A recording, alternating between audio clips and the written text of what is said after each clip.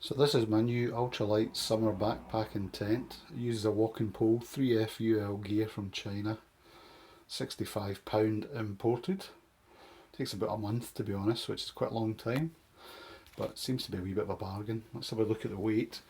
All in, including an extra peg which I've put in there just to make it realistic, 880 grams, including the footprint. I'll break that up and see how it weighs in terms of the different components, but let's get the thing up and get a look at it.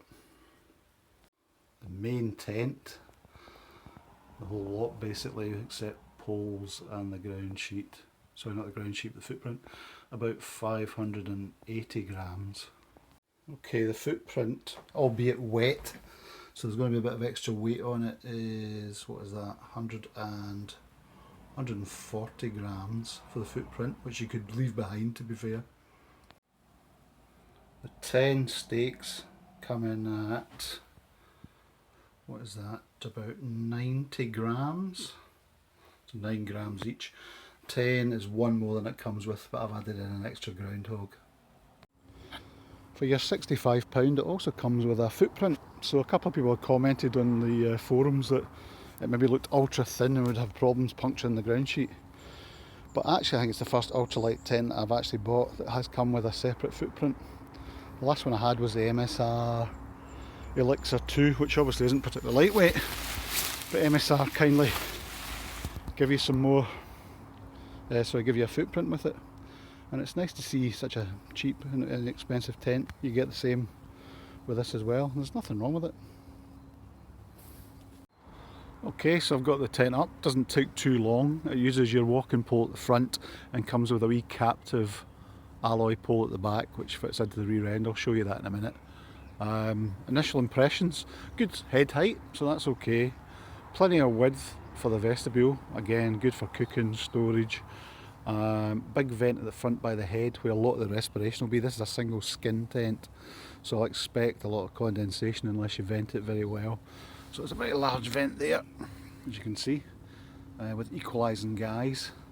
There's another guy at the back here, just to pull out, give it a wee bit more space. The ground sheet is built into the fly, and if I come around the back here, you'll see the 2 line lock tension points which work very well. Just all standard fare stuff, but the same components you would get in more expensive tents. And for £65 at the moment it seems very well made. Silicon nylon fly, 15 denier I think it is, but it feels actually slightly more heavy duty than some of the ones I've had, for instance the Six Moon Designs Lunar Solo. The thing that worried me initially when I looked at it was, you notice the zip doesn't include a rain cover, but it's actually one of those semi-waterproof zips you get on jackets these days, and having hose tested it, it seems to be okay and working alright. It's actually a two-way zip as well, so you can vent it from the top, you can see the pole in there, as well as from the bottom. We'll go inside and have a wee look at the rest of it. So with the fly tied back, you can see the mosquito mesh that separates what in effect is the inner from the fly sheet, which is great for Scottish midgie conditions, and I wouldn't have bought a tent without one, to be honest. I think it comes with about 7 pegs as standard, and I've added one extra MSR one here because there's a point on the fly sheet where you can just get that wee extra bit of tension. The zip on the inner door is 2-way, so you've got it opens quite easily. Sorry about the camera work, trying to do this one-handed. And then it ties back to reflective marked toggles, which again are all nice components again. Your walking pole gets inserted into a wee tape with a grommet on the bottom. Doesn't seem to have provided a peg for this point, although it's got a peg loop, but to be fair, it won't move anywhere because the pole is stabbed into the grass. I guess on very hard ground you might want to use this one and maybe carry an extra peg. You can also see here there's a pocket sewn into the inner tent alongside your head, and if I take you inside here as smoothly as I can, You'll see the stiffener, which is just attached by Velcro, which holds open the vent above your head. It's quite a large vent and you would really need it, I think, because of the potential for condensation. The rear end is a stiffened aluminium pole inside here, which fits inside a heavy duty nylon sleeve with a Velcro end at the bottom, and then you just line lock tension out the tent at either the bottom or the top. Again, if you look at all the pegging points are all in reflective tape, which is great for finding your tent in a hurry. And the wee tent pegs it comes with, I'll show you those in a second, are quite nice quality, very similar to MSR groundhogs, but not branded. You can see there where it slots in. It's actually probably, again, slightly over engineered, actually quite robustly made, some parts of the tent. Just to show you in close up, so there's a wee sleeve there, and then the pole itself just slots out and splits in two. And it's about the length of the stuff sack.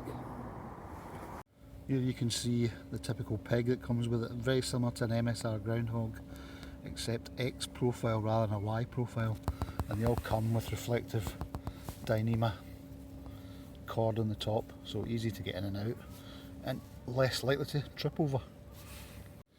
The guy line runners are nice Delrin or plastic, I think it would be, similar to Hilleberg type, with a little cam adjuster and teeth, so easy to operate one-handed, and in the cold, should you want to use this tent in the cold, then less likely to freeze to your fingers. Just going to zoom in on the fabric just to show you, it's typical silicone nylon ripstop. I'm not sure whether it's siliconed on both sides, the seams are all taped. If I can try and show you somewhere here.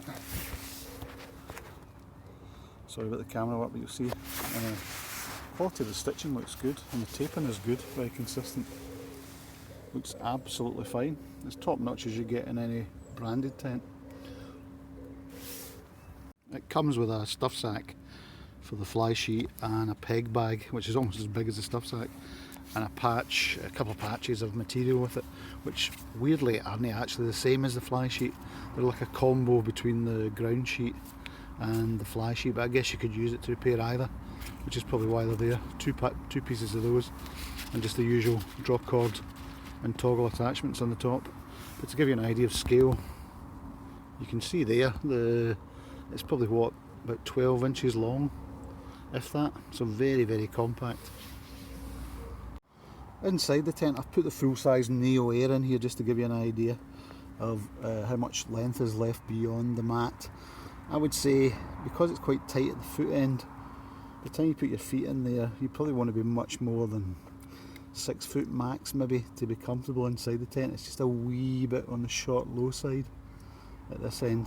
And the orange strip you see in the middle is the tunnel, or effectively the fabric tube that the wee alloy pole goes in, and it folds in half, so it'll fit in the stuff sack nice and short. Everything's seam sealed in here as well, and a slightly heavier duty ground sheet, which is very similar to the Scarp, Tap Tent Scarp I would say, or similar to the 6 Moon Designs Lunar Solo in terms of thickness and waterproofness. I'm not actually sure what the hydrostatic head in that is, but if I can find it I'll post it on the video. Looking round into the vestibule, actually not a bad wee size. You could easily cook in here, I would think, quite safely. Plus you can vent it at the top while you're cooking. You'll get a pack in and shoes and all boots and all the rest of it. That's the extra wee gang point there, just helps pull it out slightly. But yeah, pretty good actually. For the weight, a good amount of room. So just to give you another perspective, I'm 5'8", I'm not quite at the pole. If I move over slightly you'll see it better there, there you go. I've got maybe about another 1.5 feet to the peak. On the peak itself there's a hanging loop, the usual hanging loop, and I can also vent the door from above me here and pull it down for cooking and just extra airflow. So again, yeah, it's a reasonably useful size. This vent stiffener is almost over engineered. I think it would be nicer if they just put a plastic tube inside a sleeve with a velcro at either end, so it'd be lighter and a bit more discreet. It's a bit chunky, that strap, but that's a minor detail. It will certainly work well enough, but it just, to me, looks a wee bit clumsy.